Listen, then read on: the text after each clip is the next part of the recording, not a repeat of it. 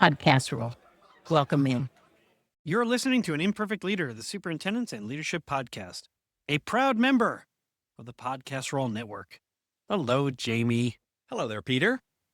All right, Jamie, this is a big one because this is one, we'll all look back on season 4 and say, remember when Jamie was the interviewer? You had the conversation. This is super exciting because you get to tell me all the things you were thinking about that. Yeah, actually, I think it's going to flip. I'm really interested to see how I often am the one like, oh, wow, I like this, I like that, or vice versa. God. But I got to interview this person. This is a person that I brought to the podcast, Jesse Boise, assistant principal, our principal of one of the small schools or the houses at Hillsdale High School here in the Bay Area in Hillsdale, California. And such clear personal connection, someone I just, not only is the model something I deeply believe in and what I came coaching in, I just love his thinking on it and the way he talks about it. And it's a kind of a love fest between the two of us during this interview. We're just both so excited about talking to each other about it. The energy level, I got tired. I was listening to myself, re-listening to the interview, listening to myself interview Jesse, and I'm like, God, I'm exhausted. These two guys are so excited. And we'll say, clearly you two know each other. There's a difference when people are meeting each other for the first time for the conversation and they're congenial. Yeah. You two were, even more collegial. It was a real respect for the roles that you each play. And so, it's true. I listened to it. Typically, you will not have totally listened to it all, but I edited your conversation. So yeah. I got to hear it a few times in advance of our time here together. So I definitely want to jump right into letting people have access to Mr. Boise. No, it's Boise, but I liked how people do call me Boise.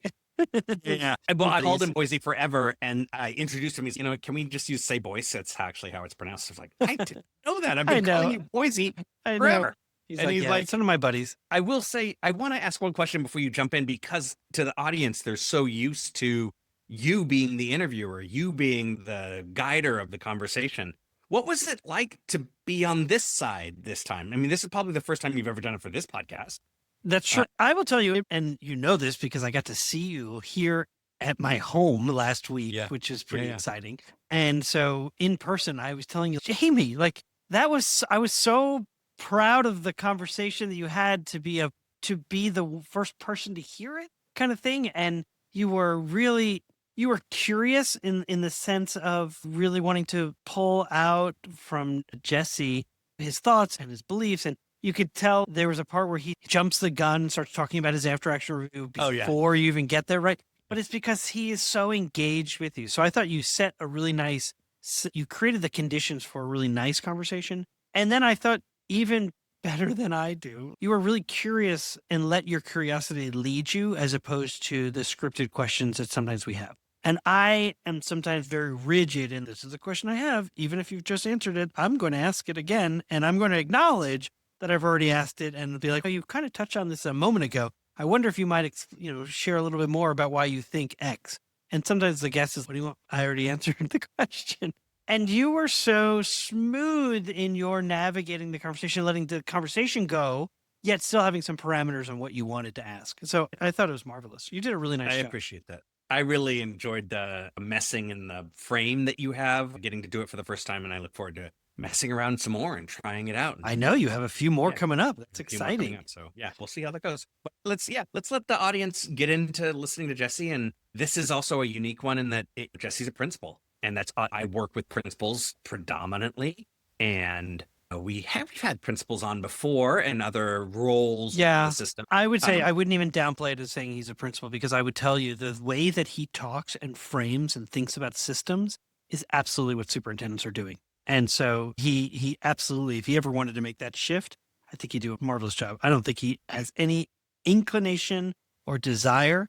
Although I'll tell you, Jesse, if you're listening, I think absolutely you totally get it. And I'll explain why when we get on the other side, because there are certain things that he does that don't come naturally to superintendents, and they have to learn it, and he's got it. So this internal connection to working within that system. I'm not saying, because we're going to talk about it on the other side. That's why I'm not going to say it. Okay. God, now I feel like I've downplayed Jesse Boise. I'm like, not at all. I think he's amazing. No, he's tremendous. Before we get into it, Jesse, though, hold on, one more. And Jesse, I'm telling you on the exact opposite. Please don't leave that job. Don't take the superintendency. Terrible idea. Do not take his advice. I'm not advising him to do it. I'm just saying. Great. All right, listen, we always have our sponsor that we need to make sure that we thank, and that is IXL. And so here's the thing that Jesse, he describes this weekly ritual at Hillsdale called Kid Talk.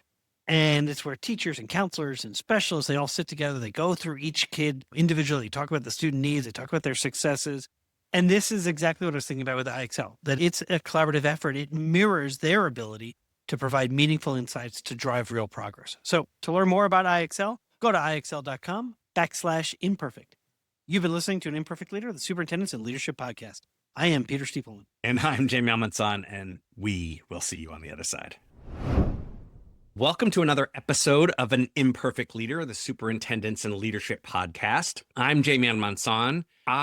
In this special episode, this is the first time that I get to do an interview. Peter will be my co-host this round, and I get the opportunity in my very first interview to interview Jesse Boise, assistant principal at Hillsdale High School in Hillsdale, California.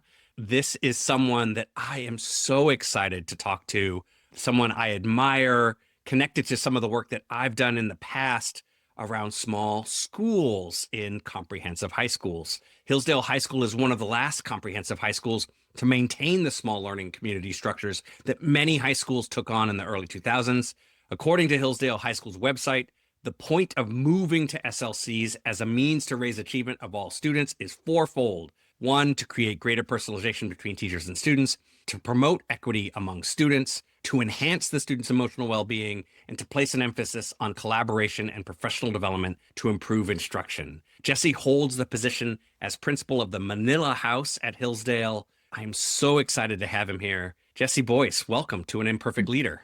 I'm very excited to be here. Thank you, Jamie. And I'm coming to you live today from Alameda and 31st. So if you hear my radio go off, don't worry. It's just another day on a school campus. Thanks for having me. I love having a full time right in the middle of a day at school, knowing that everybody who listens to this knows your experience full well of having the radio on them at the whole time. So we've known each other for quite some time. I was trying to think about like when the first time we met was maybe 2008, 2009, somewhere in there. I think that's right. We were lucky enough to have some resources, and we struck up a partnership with the Bay Area Coalition for Essential Schools, I think, of which you were a part. And we did a summer retreat, and you were kind enough. Our house was Marrakesh House. Each of our houses have names of cities throughout the globe. And you sat with us for a year to go through kind of if-then theories of actions, equity cycles, which is really impactful. I remember it deeply. It was my first introduction to small learning communities, and was something that the organization at that time, BASIS, which later went on to become the National Equity Project, where I worked, that we were partnering with schools all over the Bay, helping them become going from large comprehensive high schools to small learning communities in multiple different forms. I wondered if you might explain a little bit about that, and maybe tell a little history of Hillsdale specifically, because I think it is no small feat that in 2026 that Hillsdale High School is still holding on to the small learning community's identity. It's not something that most schools have held on to. And so I'm interested to know, A, if you could share a little bit about what it means to be a small learning community high school, as well as what does it mean for Hillsdale to hold on to it? I really appreciate the comment, because so often transformation of schools or school initiatives, they may have a stronghold for 2 years, 3 years, 5 years, 10 years. But the core of our work, being designed as a small learning community high school, we're approaching 25 years, which is, it's part of our identity. Our community, I think in many cases, either picks this place through transfer requests, or they're happy to be in the area for that. So kind of continuing the theoretical work of Dewey and Sizer and Deborah Meyer, and the work that happened in Central Park East. In the early 2000s, Hillsdale High School, from a very organic teacher approach, working with the administration, working with the union, working with the district, piloted small learning communities. There were 3 of them. They were each houses, and started in 9th grade and built through 12. And so Today, our school is broken into 7 small learning communities: Wow. Manila, Kyoto, Oaxaca, Florence, Cusco, Jakarta, and Timbuktu. And essentially, the 9-10 model, when students arrive to us, we try to have a student grouping of approximately 112 students. Yeah. And that is your cohort for 2 years. You have 4 shared teachers who each are also advisors. And in that 9-10, it's a math, science, English, and social studies teacher. And we commit to looping with that small cohort. There's built-in collaboration time for teachers to identify needs and challenges, build curriculum. But there's also a key time where the learning specialist and school counselor come to sit with them weekly. We call it Kid Talk.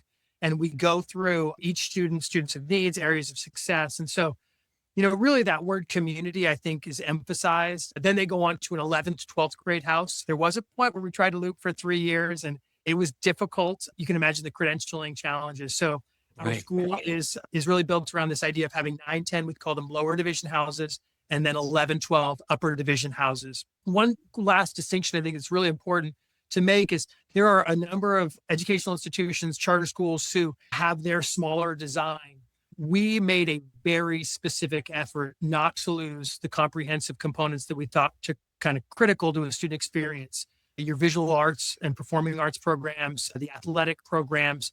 We wanted students to still have that ability to have the power of a comprehensive school opportunity, but to have it in a more personalized environment. We also made the decision that our houses would be heterogeneous. And so these aren't themed academies. Students don't opt in. We use our student information database to sort by demographics randomly to ensure that we've got as best a distribution gender-wise, racially, linguistically. Outside of, I appreciate you sharing that I'm the principal of Manila House. I'm very proud. Manila House is our newcomer house for students who have been in the country for less than 3 years. And they remain in Manila until they are ready to enter what we call the standard program. And then we transition them to a standard program. So really these heterogeneous groupings are intended to help achieve our cornerstones of the school, the structures that we use to bring to life the most important thing in a school, teaching and learning, right? What happens in those classrooms. What drew you specifically to focus your career here? Like, how did you get here?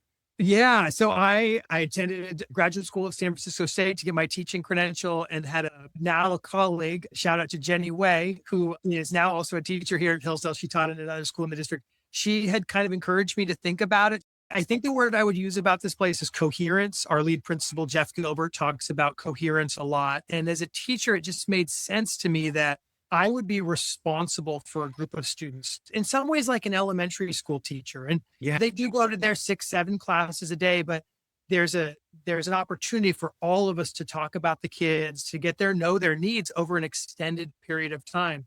As a teacher, I had a student, I remember, because I taught 9th and 10th grade social studies, didn't do well in their 9th grade year. And I asked one of the administrators at the time, what can I do? I think next year's going to be better. And I don't want them to have to go to summer school. We created a contract by which if the student earned such and such a grade, we would go back and change the previous grade, because we don't think of things at Hillsdale oftentimes in 1-year sequences. We have 2 years with our group of students. And so it provides us more flexibility for interventions. I think I was drawn to both the community and the coherence of our model, which I will say is still imperfect in line with the name of the podcast. But as you can hear in my voice, I'm pretty passionate about the values and the way that we try to bring those to life here. I mean, it's one of the reasons why I thought, oh man, Jesse should be on the podcast. And as you've heard the podcast, and we're a superintendent's leadership podcast. We're here to as a tool and a support to leaders in ed all over, but more specifically to superintendents or up and coming superintendents. And so there are a few definitely interviews where we've had principals on, but it's both your passion for this subject, for this particular structure, as well as your expertise. You've now been in it for so long that I'm interested to know a little bit about, and I want to share with the audience a little bit about what you think it takes in order to create this structure and have it be successful. Specifically, 2 things come to my mind. One, I am a massive, I also have a clear bias. I'm a massive fan of looping. I'm one of the few teachers that taught every single grade level. I started in elementary. I taught K through 5, And then I went on to teach high school, and I went and taught high school, 9th and 12th grade English language learners at Independence High in San Jose. Shout out Independence, where we were huge. It was a massive high school, massive comprehensive high school. And then I went back to teach middle school. So I've taught K through 12. This, without realizing it, this really has helped me understand the vertical alignment of the system, or lack thereof. And the more knowledge you have of how kids are different, both in terms of child development, as well as the approach of public schooling, helps you understand how to be a teacher, in my opinion. And so there's a long-winded way of asking this question, and that is, what would you want to share with a leader in a district who thought, oh, maybe we want to do SLCs? And in what ways what kind of conversations have you had with teachers about the looping part? Is it difficult for secondary teachers to consider moving?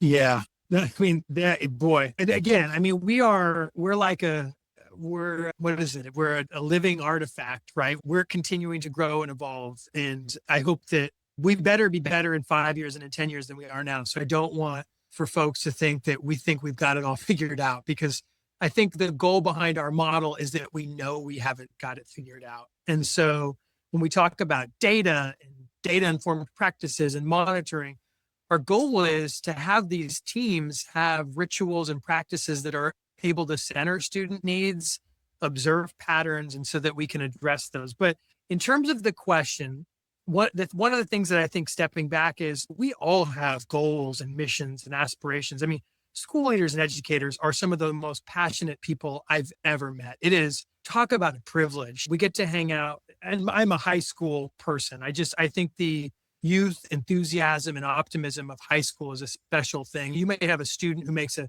terrible decision one day, and the next day they're getting back after it. I'm going to college. I figured it out. I recognized my wrong. There's just this resiliency to them. But what I think is oftentimes missing is, what structure are we providing teachers to do the important work, the difficult work? The expectations for schools and the needs for schools is certainly greater than it was 20 or 30 years ago. We're willing to acknowledge the gaps, the lack of opportunity, systemic oppression, both inside and outside of our walls. And so my question oftentimes for myself is, are our structures aligned to the goals and missions? Our 4 school cornerstones are personalization, equity, rigor, and shared decision-making. If I work backwards, shared decision-making, we are guided by a constitution. You can throw it in the show notes. It was written For sure can do that. years ago. And I think that artifact demonstrates our commitment to, as an administrator, I'm a steward of the cornerstones and the values of the school. Very rarely do I get to assert my own unilateral views, which can be difficult and challenging at times, but I think it really allows us to maintain a focus on where we said collectively that we're trying to move. The personalization side, small learning communities advisory is a big part of that. Equity and rigor. We have a graduate profile with 5 bands, and we're currently working really hard to create the time and space for teachers to sit together in SLCs and in PLCs to bring tasks that offer students many access points and agency and authenticity to kind of do and experience those things. But I think in terms of what advice I would offer is really asking the question, because I don't know the answer. We're a unique community. We spent a decade trying to engage our community in this redesign effort, sharing what it looked like. And now we're in the fortuitous spot where people come to us and they want to be here for that reason. But I think asking the community, like aligning the values and the structures. And when I think of resources, I mean, the 3 things as a school leader that I have control over are time, money, and staff. How are we setting staff up? What structures exist for them to collaborate, to be successful, to be sustained? What money is available? When we went through this SLC redesign, we actually shifted classified resources to certificated resources, with the notion being that the advisor would actually be doing a lot of the counseling. And so we made really difficult cuts in order to center what we said we value. Now, over time, we have observed greater needs in student wellness. So we've hired some other classified staff in those areas. But I think really trying to ask those difficult questions around values, structures, and resources. And are those things aligned? And the last thought is, it's so hard to just start somewhere because the feeling of an initiative can be overwhelming. And so we've had schools in our district or others in our networks talk about just starting it, for instance, at ninth grade academies, or looping, or partnering your English and history teachers. The SLC movement at Hillsdale actually began with a humanities partnership whereby projects were happening cross-curricularly between two colleagues in the late 90s. And that kind of led to this, actually it may have been before that, this kind of, hey, could we do this more broadly, where students are shared, rituals, practices are consistent across classes. I apologize because I'm kind of carrying on here, but one of the last things that I think around SLCs that can be incredibly powerful is there's coherence for the students too. Right. When I was a teacher in 9th and 10th grade, we had a common collaboration rubric. Getting started in class looked the same.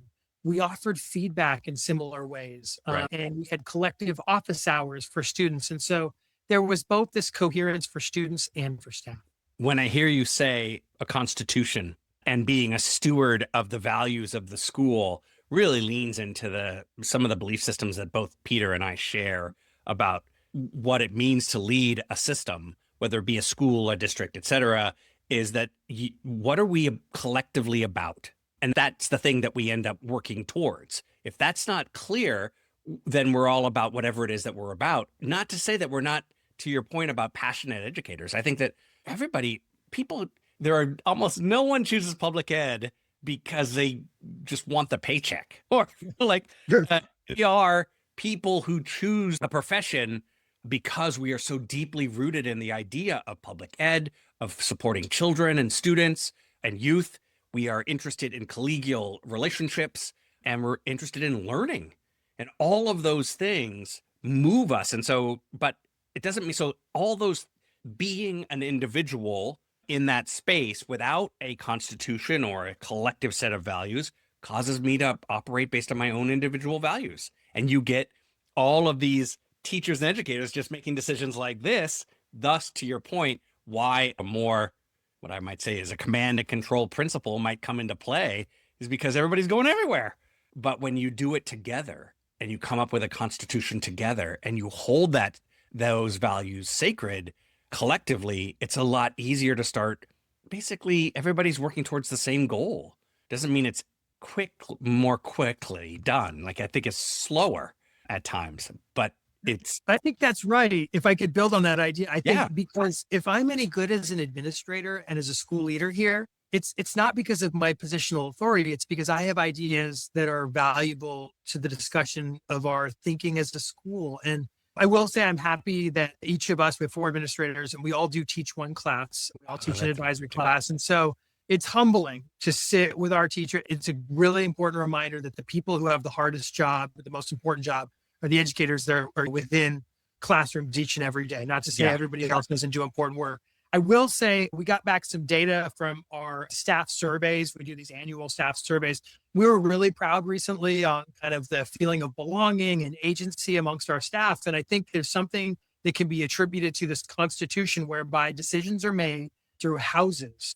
We have house leaders. And so there's a lot of opportunities for teacher leadership on this campus. I am so privileged to have benefited from it, being a house leader, being an equity leader with Dr. Samuel Showman when we started to work together. Yeah. So creating that capacity for teachers, because they oftentimes have the best information and know best. And so the Constitution allows this transparency by which it's not what Jesse kind of cooked up over the summer or another member of our administrative team. It's what are we collectively building towards? And there's a transparency there. We are, I think, as many schools, I would say certainly student input, which I've heard on the podcast a lot, and agency is an area for growth for us. But one thing that I'm really excited about is our second senior symposium.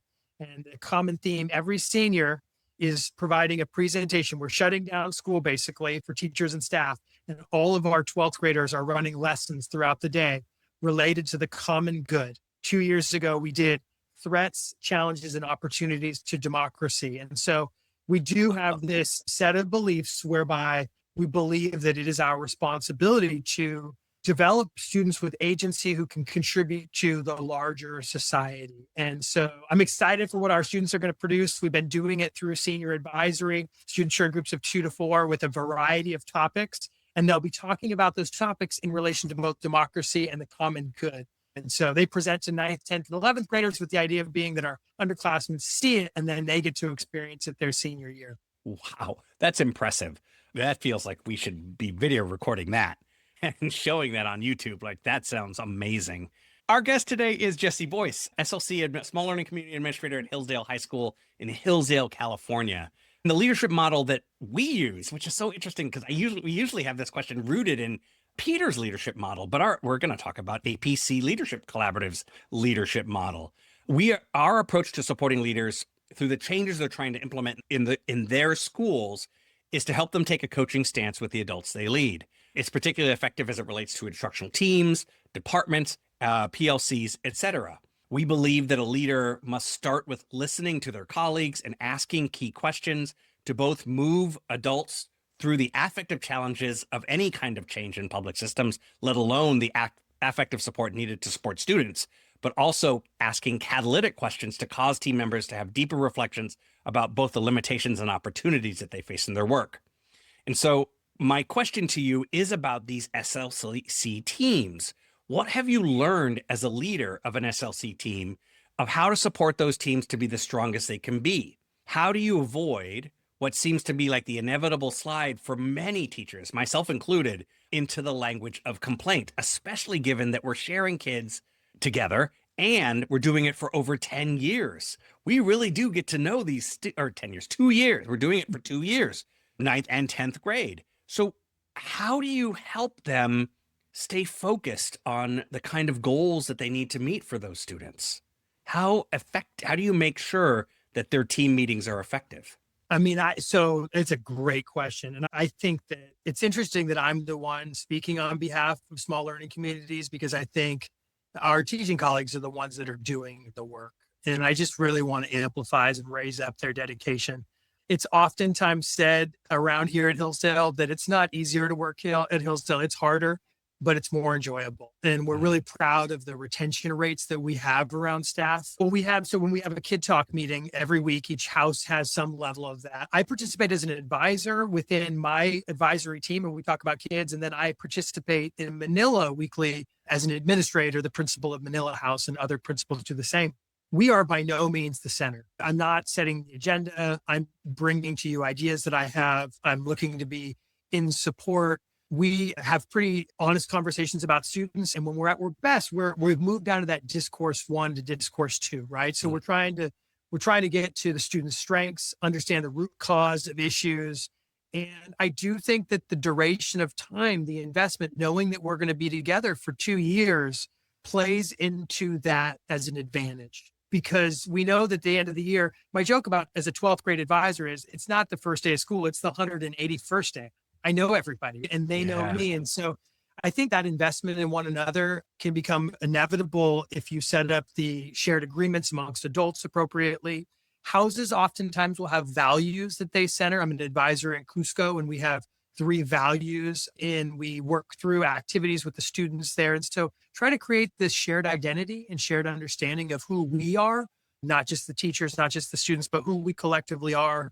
There are a number of wonderful rituals that 9th and 10th and 11th and 12th grade advisors create around monuments and legacies and these kind of performative pieces where students are really in charge of the learning. And I think that brings about, at our best, a sense of joy and ownership for students that they are in control of the learning in the house. It's not perfect every time. I was, as a teacher at Hillsdale, we had some growing pains in our house initially. And I remember that there was this investment around, we did the compass activity, north, south, east, west, where's everyone coming from? And our administrator at the time, our current lead principal, Jeff Gilbert, did a really nice job in stepping back and kind of saying, well, hey, we could ask to move you all to different houses, or we could just try and become the best team we're going to be in. At that moment, we all kind of looked at each other and said, no, really, we don't, gosh, we're better than this. And so we went through a number of activities. And I think 2 years later is when we ran into you. And I hope at that point, there was a higher level of trust and interdependability with one another, where we were leaning on each other's strengths and areas of challenge. So to your point of discourse 1 and discourse 2, I think it's so interesting that you're using that language. For the listeners, this is work that we've utilized. And it also connects to Keegan Leahy's work about changing the language that you use in order to change the way in which you work. The idea that's common vocabulary amongst the SLCs is worth noting. Another piece of professional learning that has gone into place of not only just the shared values, but also common language. The more that the staff, I mean, this too goes to retention. The more that the staff stays, the more language that you guys built together, the easier it becomes to have hard conversations in order to assure that you don't just get stuck. I mean, to be honest, it's just about complaining about kids.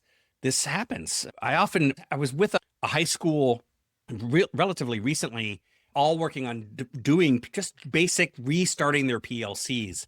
And one of the things that I think most secondary educators don't get a lot of, I don't think any teacher really gets a lot of credit for this, but particularly secondary. And that is that there is a massive affective load that goes with teaching middle school and high school. It's not counted. So we're often labeled as subject matter experts, which maybe that might be true. Some of us think we are, but you also have in a traditional setting, 150 to 180 students that go through your courses every single day. Of those students, many of them have affective needs. They need actual care and support before they can do anything in terms of cognitive development. So you're pouring all this out to them so that by the time it gets to, I don't know, Thursday, you're toast.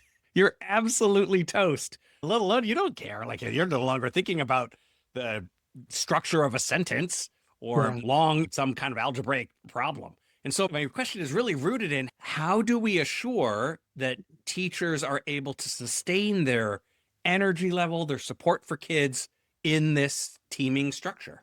Yeah, that point. So, I mean, it can be such a lonely thing to be a secondary educator, whereby you teach 5 periods or 6 periods and you see your students. And I don't mean it's lonely, not busy. I mean, it is busy. Yeah. And you may see people in passing in the halls or at lunch, but I think at its worst, it can be the school itself can be made up of just a bunch of really hardworking people, but the school itself may not actually be greater than the sum of its parts, because I'm teaching something right, and you're teaching something, but we don't really know what it is. And there's no coherence for students. And so I think, if I were just auditing a school, are you greater than the sum of your parts? Are you equal to the sum of your parts? Or are you less than the sum of your parts? And I think that is dehumanizing for a teacher. And this is what leads to all the burnout that research talks about. We're really upfront with our potential new hires about the identity of our school. We talk about hiring people who want to work in a small community, a small learning community. Huge shout out to our visual and performing arts teachers, because it's not easier to teach at Hillsdale. We dedicate quite a few resources to our advisory periods. They're invested in the school. They know that students have advisors. And so something falls off of their load, and they know that the student experience is different as a result. I think also the fact that the SLC redesign was democratic in nature is different for us. And so that's where I would not advise a district leader on a specific strategy or framework or redesign model, but starting with the values collectively and then building towards what are the structures, what are the resources by which we can accomplish that. It's just so sad, because so often in education at the school site or at the district level, I mean, you and Peter talk about the duration of a superintendent. Oftentimes they're not around or able to have that longevity to see something through. And so I think that within our model, the assumption is that this reliance on one another, this interdependability, makes it doesn't make it easier, but there is less of a feeling of aloneness in the work. And if we are good at our work, this is kind of where the school is really focused now. We have a graduate profile with 5 bands: literacy, effective communication, application of knowledge, sense of self, and sense of community. And the notion is that PLCs are taking up some of that work. So there's not just coherence in the small learning community, there's also coherence across content areas. And yeah, it's a really important question for us to think about as school leaders, because if we're not making the job of educators easier, then I think it should force some reflection on our own end. And I put myself in that, myself included. Love it. I'd like to ask you the question that everyone gets asked, and it's fun that I get to ask it now. How does the term an imperfect leader resonate with you? You were so kind. When we reconnected, we had a conversation. You said, you suggested that I should listen and that maybe this would be a fun thing to do coming on the podcast. Yeah. And I thought, no, this is not going to work. I mean, quite humbled to be with you, Jamie, and having really enjoyed many of the previous guests. But then I listened to the name and listened to other people. There's an incredible amount of humility within this podcast, and I really appreciate that. The title of the podcast just strikes me as it is simple, it is humble, it is wise. And if I may share just a very quick anecdote about small learning communities and an area where I wish I would have done differently the first time. We are committed to kind of always re-examining and ensuring that our structures are aligned to the will of the staff through a shared decision-making process. And I was leading a small group who was examining upper division SLCs because as students get to 11th and 12th grade, their interests start to kind of diverge and they're taking different classes and post-secondary plans vary quite a bit. A colleague said, "Hey, I won't be able to make it to the next meeting." I said, "Oh, but your thinking's so important. We want to have you here." And they said to me, "You're going to do what you want to do." I'll be honest with you. I don't think I need to be here. And I was just shook to my core because that person had the courage to tell me that. And I started to think, well, what did the other 15 people in the room think? Is this a fake committee? And so I still hold that. And I'm so grateful that I'm an imperfect leader because I think I probably presented all of my biases about SLCs and my favoritism towards them without really setting the table. What's my role? What are our shared agreements? What collectively have we agreed to? What's the scope of this committee? And it took, I think, months to undo the harm that I had kind of caused that individual, potentially others in there. And we hit the reset button. We got after it the next year. And I think really defined the scope, the role, which is, I think, really important. If you're a leader in a shared decision-making model, you have to be very clear about when you're speaking as an individual actor within the discussion and when you are facilitating as a steward of the school agreements. And so we did end up affirming having small learning communities and advisory in a model that's somewhat consistent with what we had previously had, mostly consistent, but really examining how we use time and curriculum. And I remember vividly, one of our colleagues in the committee said, if this is the way we achieve personalization, and this is the most important tier one, as you think about the MTSS, the multiple tier systems of support, if this is the most important thing we have for every kid, how are we going to take it away senior year? And I just thought to myself, that person they expressed what I was holding. And I think what my colleague felt me kind of being biased towards. And I, as a leader, had fallen short. And so when I think about an imperfect leader, I'm grateful that person had the courage to share their honesty with me. And I might not have done anything differently had they not. And so I guess my lived experiences, my own identity, I'm filled with assumptions and biases. And I'm grateful when people bring me that feedback in a way, in the time, place, and manner that I'm able to receive it. And they trust that I'll do differently and I'll do better as a result of their feedback. And I think that I'm lucky to work in a small learning community because there are structures in place by which I get to meet with colleagues on a weekly basis. Smaller set of groupings. It's not a monthly staff meeting where the stakes feel so high. And I hope to keep building that trust because I'm sure there are other places where somebody hasn't yet said, "Hey, Jesse, this is how I feel." And so that's where the name of the podcast really resonates with me. But just that continual focus on improvement and humility. Love it. I love it. It's what drew me to it as well. I believe humble leadership is the strongest form of leadership. One of my favorite lines as a coach is to walk into spaces and say, my biggest and best power is that I am powerless in this place. Wow. I have no power. I'm literally here just to be a help. That's it. If I can help you and be supportive to you and you get to use the power that you have in your space, then I've been successful. Hey, district leaders, I know you already know this. In schools worldwide, cell phones are posing real challenges on student engagement and mental well-being, and I want you to meet Yonder, a proud sponsor of an imperfect leader. And let me share this story from a visit I made to some schools in Silicon Valley. I asked some kids what they liked about Yonder, and after some funny looks, they shared that actually, with Yonder, teachers don't have to battle with them over phones anymore. In fact, one kid said to me he didn't have to worry anymore about his parents texting him in class. And the kid next to him sort of shoved him and goes, "Texting? My mom used to FaceTime me in class." I want to introduce you to a support system that increases teaching and learning. I want you to discover why 1 million students choose Yonder daily. Minimize distractions, maximize learning potential. To learn more, go to overyonder.com. YONDR. So I want to talk a minute about the Mosaic Project. It is one of our favorite organizations and has over 25 years of experience empowering students to really celebrate differences, communicate assertively, and resolve conflict peacefully at their outdoor school. I happen to have experience being part of the Mosaic Project, and so I can absolutely tell you it's an amazing organization. Their innovative SEL curriculum is now available to our Imperfect Leader audience. And so you can get a 10% discount through their new documentary film-based Mosaic Classroom Project. So just let the people know during your onboarding process to receive that 10% discount is to just mention an Imperfect Leader. Learn more about the Mosaic Project at mosaicproject.org. When leaders think in systems, they think differently.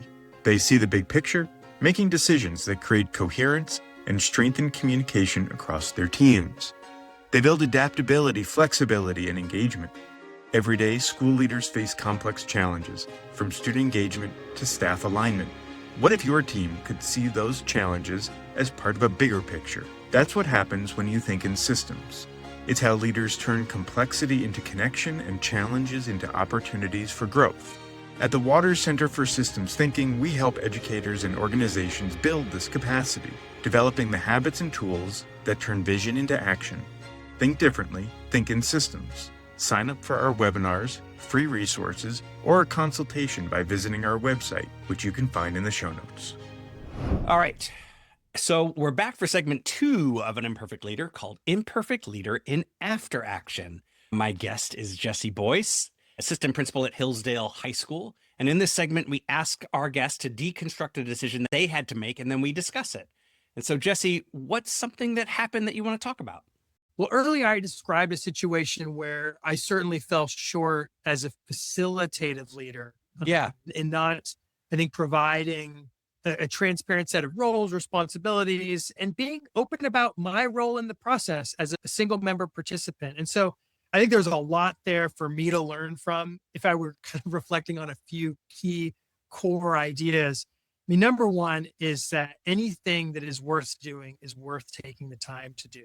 And in that kind of semester where we're taking on the work, I think I may have felt a rush to achieve something. And I'm certain that if we had, it would have been a weaker agreement. And one of the things that I think we've been successful at Hillsdale is we take a lot of time, we go to a lot of meetings to slowly but surely narrow the agreements. We have a voting model by which we vote 1, 2, 3, 4, or 5. 5 is the most enthusiastic support of an idea. And 1 in this consensus model actually stops the process. We discuss, we see if we can get the person from a 1 to a 2 or a 3. And this is actually codified in the Constitution. Eventually we can get to a democratic vote, but really the idea is that this notion of if somebody in our community has a 1, we really need to stop and listen because there's something there of value. And so the deliberative period is much longer, but it has been my observation that the decisions we make are far more enduring. So getting back to that point, we're 2 years now beyond that upper division SLC committee. And I think I would call it version 1.0 done very poorly by Jesse. And version 2, I had to go and talk to people and basically express what I had learned from that previous one. Because certainly it wasn't just one person who felt my biases coming through as a facilitator, and talking about what we would do differently to ensure that we have one of our meeting agreements is being open to outcome. And I had to express and demonstrate to colleagues that I was open to outcome. I think at one point in the process, I even publicly acknowledged my shortfall. And I think for leaders, if we make a mistake, it is so important to acknowledge it publicly because everybody's going to make mistakes. Get back to the title of the podcast. And by doing that, I'm hopefully, if I can do it honestly, demonstrating some humility. Let's reset and let's get back after the work. I think also I did circle back with that colleague about a month later and just said how much it meant to me that they were honest with me in that moment. And so I hope that those things kind of help heal, right? We talk about restorative justice in school. And so I'm trying to kind of go through some of those steps. Because I think for staff in our district, we have a humanizing pedagogy model that we use in classrooms.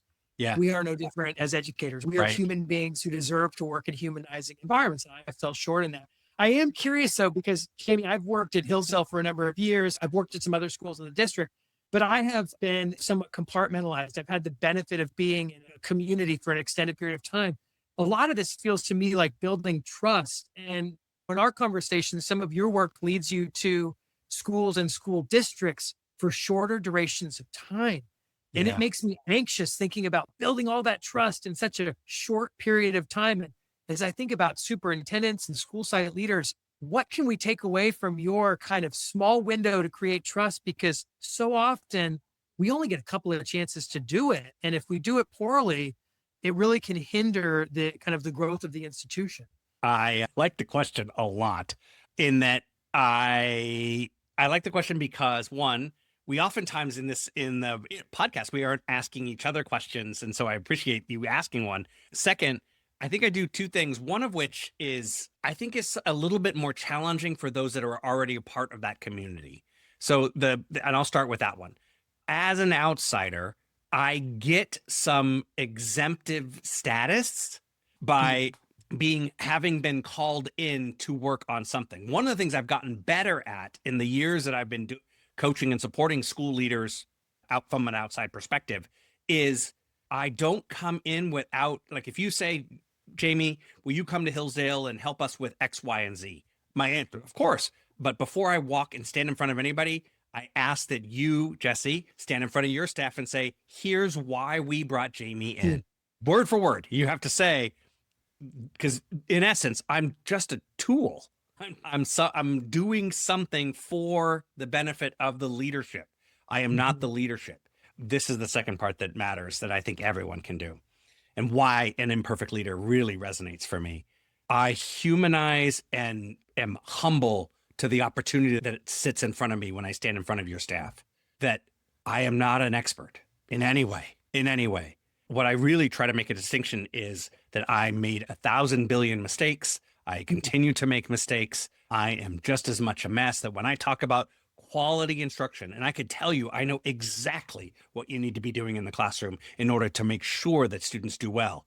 None of that matters because unless we have some kind of trusting relationship and you are asking me, Jamie, will you share with me? If they don't ask, there's no need to share it. I believe that I come in saying to people, I don't know what I'm doing either. Not exactly. I know the research I know the learning. But if you ask Jamie, could you do it? I don't know. I really appreciate that distinction between the leader and the tool, because we all inevitably know that the person who's providing the consultancy or the outside questions or reflective, whatever you want to phrase it, we all know that they're going to leave at some point. They're not part of the organization. And so I really appreciate your distinction there, that I'm not the leader, but hey, I may have some questions to ask that might be of support. I may have some insights. Take them or leave them as they are relevant to your context. I just love that idea. Correct. Of either tool in the belt of an educator or a leader. And I remember a time when I was doing this, when I started this, that I thought like, oh, you should listen to me. I do know. And the answer, it was just the exact wrong approach to go at it, because I don't know anything about the community that I'm walking into. It takes time. It takes effort to develop those kind of relationships and understand the context that people are sitting in. And once in a great while, I get to do that. And I guess some listeners won't be surprised that the bulk of APC and or Jamie's partnerships with school systems tend to be long-term. I tend to be partnered within a school system for 5 years, 7 years, where every year I'm back supporting their system in some way. I'm working on sites. I'm understanding. Hopefully I start to become a part of the community in a way in which I'm like, I know the school. I know who goes to that school. I go to when I'm there, I go to the same grocery store that other people shop at. And it helps for me. It helps me, similar to what you probably get by working at Hillsdale, is I feel a part of a community in the short time that I'm there. Well, when you came in and partnered with us, what I so appreciated was the slow development of kind of there was an arc, and you had an idea of where the arc could go, but you consistently asked questions to help create a roadmap for transformation. And what I think is helpful about small learning communities or PLCs or whatever smaller group you have within your organization, because we know that organizations as a whole are made up of many parts, right? And each of those parts, there are slight variations and there are unique people. And so what I appreciated when you came and sat with us for that year, every week, was the equity dilemma was relevant to us. Right. The 4 teachers and the school counselor and the house administrator, I mean, it resonated. We were losing sleep over these things. And you acted as a thought partner with questions. And I do think that when you talk about school district leaders, and I'm so fortunate to be at a school site because I sit in community with people, but the further you get away from a classroom, a PLC, a school, a district, I think it can be difficult to create a shared understanding and an authenticity to the change. And so I guess think back upon those meetings and those examinations fondly because they were so relevant to each of us. And it was not, well, should we do this or not? There was an imperative and we had created it and we had named it, which I think it felt empowering in many ways. Even though we knew we were flawed, we knew why we were flawed and we had the time, space, and resources to get better. Feel like, Jesse, I totally feel like this is basically just a love fest. You and I are just like, oh, I think he's amazing. I love him. I think he's done such a good job with SLCs. And you're like, he was so helpful. He did the. I may have been building something in that question, but It's so funny. Peter kind of, that's my honest answer. I'm humbled. I am truly humbled. But I do think it's absolutely true that we think about this. What is the umbrella of change? And how do we think about the individual people and groups and how they are situated within that? I think there's so much research that talks about the intersection between individual passions and the larger need for the organization. And, I do think that small learning communities allow us that structure. We may not get it right every time, but we have a fresh start every year to identify a small group team and how they're going to intersect with our larger values. As a school, one of the hardest things at working at Hillsdale High School is you give up some of your autonomy. You give up a little bit of your agency because we agree that that we must be better than the sum of our parts. And so I think that in some high schools, you might go through and win the teacher lottery and just hit it all. But our goal is that there's some level base that kids are having a common experience across classes, across grade levels. And I think it's a tribute to those who choose to work here because in many cases, it can be harder. I think we'll end there. What a powerful comment at the end there. I feel like this is what resonates so much to me, especially being who I am and how I was raised, that you just described, if I got it right, you just described the power of an SLC being one of, in the giving up of individual autonomy, you get greater support, growth, learning of a collective autonomy, of collective work it takes longer, it's slower, but wow, the idea that students have more than a second chance. They have multiple chances over and over. And when I often talk about this, I've said this before in the podcast, and this is what these are the notes, these are the ideas that are coming to me as we had this conversation.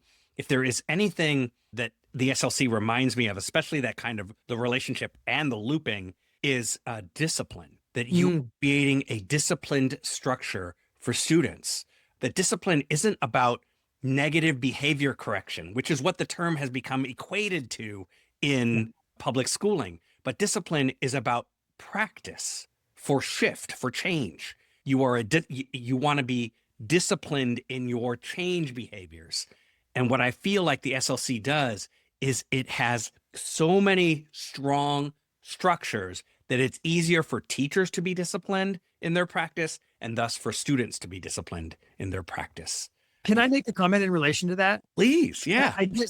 I've worked at other comprehensive high schools and people who are working so hard, and being an administrator or a dean at another comprehensive high school, you may have a dozen or 24 student infractions that come to your desk, your office.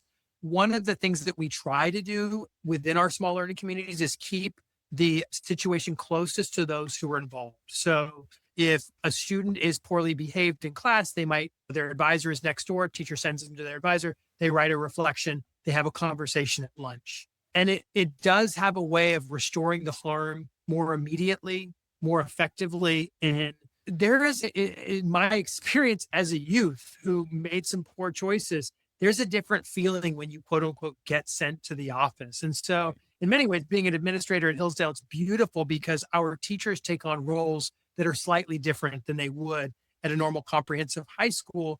And it allows us to do that stewardship if we're any good at our job. And I hope that that is to the benefit of students, is my hope, that they're not feeling a harm as a result of harm they caused. Right. Going to the office. Yeah. Love it. I love it.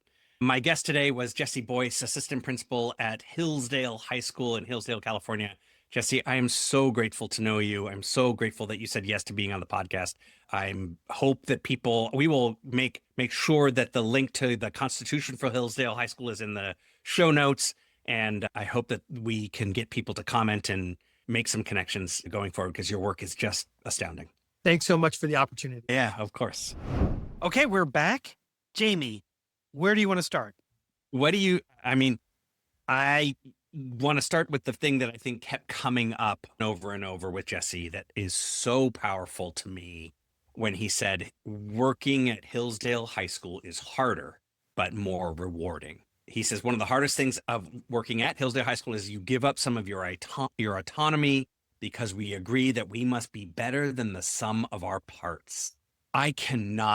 This statement alone describes, I'm going to start with the high school or the secondary model, describes the siloing of the secondary model, but it's siloed in elementary as well. And then the system itself, the district, could also be siloed. That all of those parts are amazing. And on paper, you could look at it and go, oh, wow, every school has 2 counselors. Wow, look at that. Without understanding that they're not connected. They're operating with autonomy, without actually any kind of collaborative effort. So it doesn't operate, the whole thing doesn't feel, God, I could be even more, I don't know if it's vague or blunt. It doesn't feel good. You have all these resources, but because they're not aligned, they all kind of stink.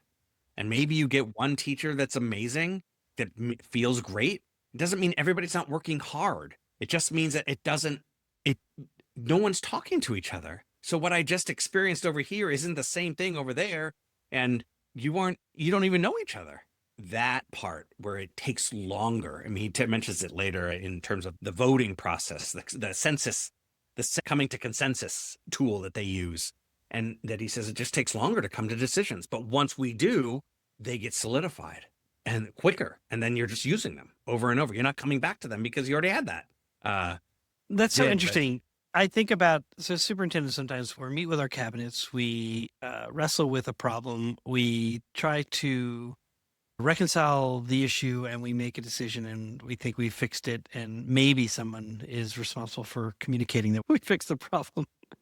I mean, it just replays over and over again. And the way that I understood his process, at least the way he was describing everything from the Constitution to guide shared decision making, and making sure that it's more than just a collection of those individual classrooms, which is what I think you're describing, is like that disconnect that it can exist in a traditional model, and it can exist in a traditional system as well, where over the years there's been a real emphasis for site-based management, and then all that does is separate and isolate.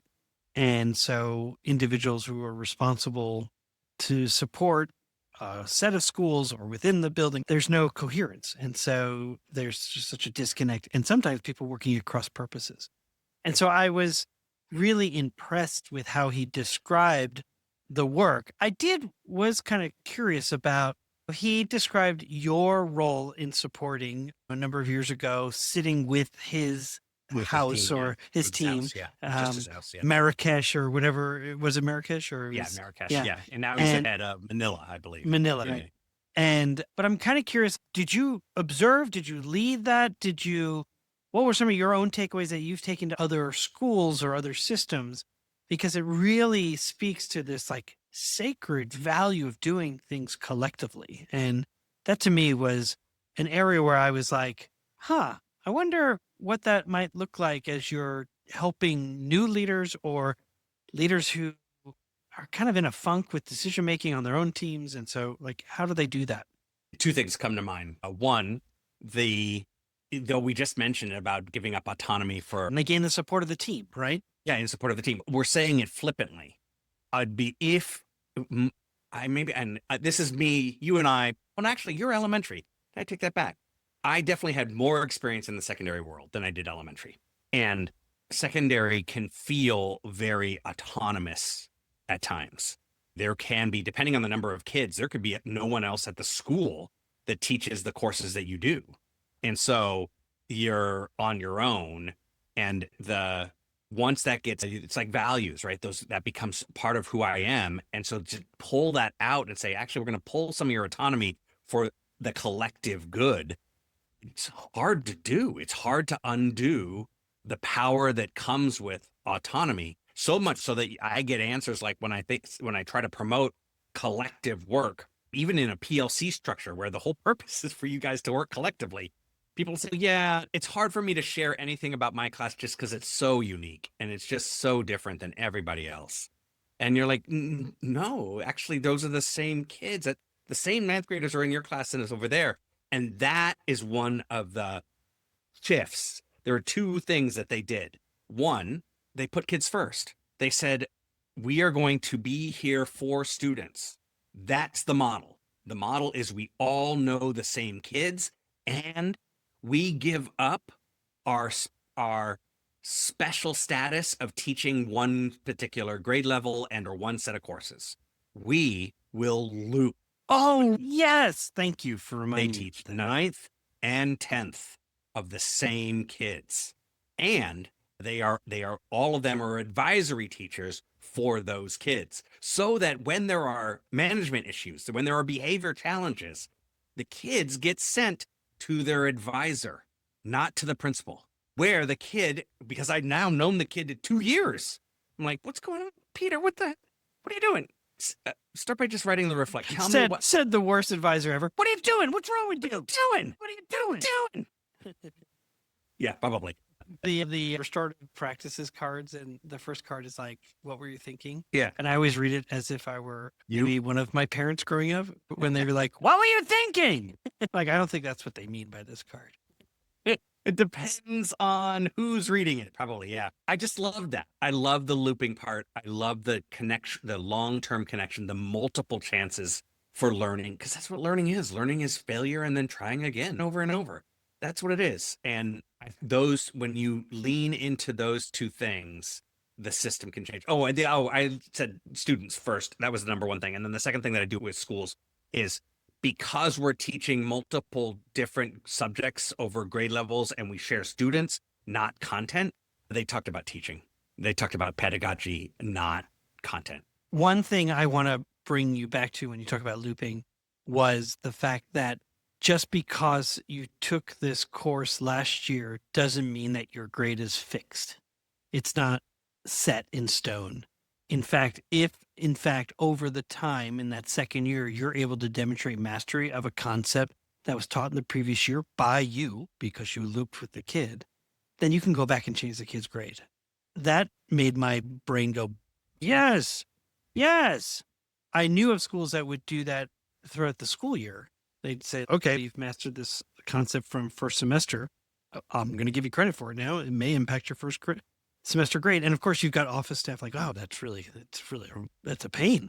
But when your whole school is committed to it and they're all doing it, Everyone. I loved it. I just loved Everyone it. in a standard comprehension. So they didn't also, And it fosters such a deeper relationship with kids, right? Because the kid knows, oh, you're in it with me, like through thick and thin, right? We are in this together, and you mean it. Yeah. It permeates the entire culture of the school, on top of the challenges that as a superintendent, that the scheduling challenges of a comprehensive high school that is using this model they're challenging because electives still exist. Theater, band, they have a football team, whatever, all those things still are there. And so they have a schedule that has to stick to the back to the Constitution, but sticks to the primary values of the system. And that is that students will be supported. Number one. I love it. Yeah. So the last thing I wanted to talk about, and I'm sure you have a topic that you also want to address, although because I didn't do the interview, I will take personal privilege here of talking about the topics I want to talk about. this idea of humble leadership as a catalyst for trust and growth. Oh yeah. Yeah. And I'm just thinking about like how admitting mistakes is essential for building that healthy organization. And it was something you said in to complement the work that he talked about, was that you walk into a space and you say the biggest and best power that you have is that you are powerless in that space. And I wanted you to talk a little bit about that, because I think that absolutely elevates the ability for an outsider to come and be part of a community without the threat of being judged or shamed. I really appreciate you bringing that up. I really appreciated him asking me a question. Yeah. That was so fun. I was like, oh, that's interesting. Yeah. They never have feeder questions. I thought it was so fascinating. I'm like, Jesse, you could be doing this on your own. What am I doing it for? Yeah. I came out of I think I did it in the classroom too, but I definitely came out of the classroom with some perceptions of expertness as it relates to understanding the intersection of identity and schooling. I had studied it, I had worked on it, I had applied it, and now I'm going to do some lead professional learning on it. And I definitely took a stance of, I'm going to tell you what it is and how it works and what to do. And when people were like, I don't know if that would work here, or this group is different, or whatever, any question that totally valid. Yeah, I got frustrated. I was like, no, I'm the expert here. And what I quickly learned was, no, you're not. It took that quickly. I shouldn't say quickly. I use the phrase quickly, and it's not quickly. It took me a while. It took me a while to realize that actually I don't know that community at all. Even though it may look very similar to something that I know or that I grew up in sometimes, it's not the same. And being okay with not knowing, being okay with why we're both doing this, to our imperfect leadership, being okay to walk in and say, I don't know what that's like. What's that like? Tell me about that. Empowers the group to be the expert. And all I have to do is bring expertise, and they can use it or not. I basically come with an armful of suggestions that I wait for them to ask for. And when they ask for them, I tell them, hey, here are some things that other people have done that I've tried. They've worked in the past, but you don't have to use them. It doesn't matter. I know why? Because I will not check. I'm not coming to check. There's no eval system. I am assigning some homework because we're going to meet again. I'd love to hear if you tried something. And if you didn't, you know what's going to happen? Nothing. Nothing at all. There's no test at the end of your learning. You have to decide that you want to learn something and practice it yourself. That's how it works. Let me say that I thought the way that you described it resonated for me as I'm entering a new phase of my own professional career. And so I'm entering a new school in Cartagena, Colombia. And while I'm not a facilitator in the sense that I haven't been hired as a consultant, I'm going to be a staff member alongside and a colleague.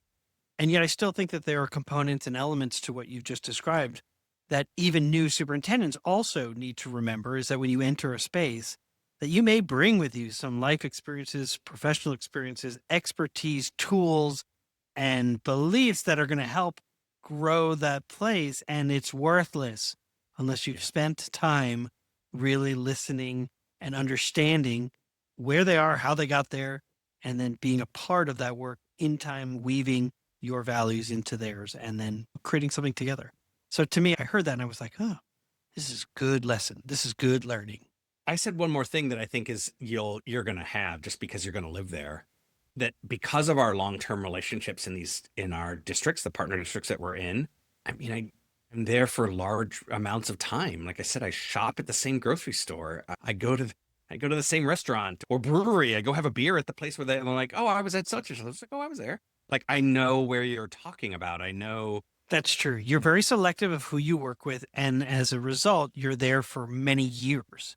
And so you are a returning friend, colleague, not just an itinerant guest. Yes. And the expertise isn't in just stuff. It's in relationship. Yeah. That's really special. Yeah. I really enjoyed Jesse Boise. I really enjoyed the time that the two of you spent. I really enjoyed being the one who got to edit your conversation, and only edit in the cleaning up and removing ums and ahs and stuff like that.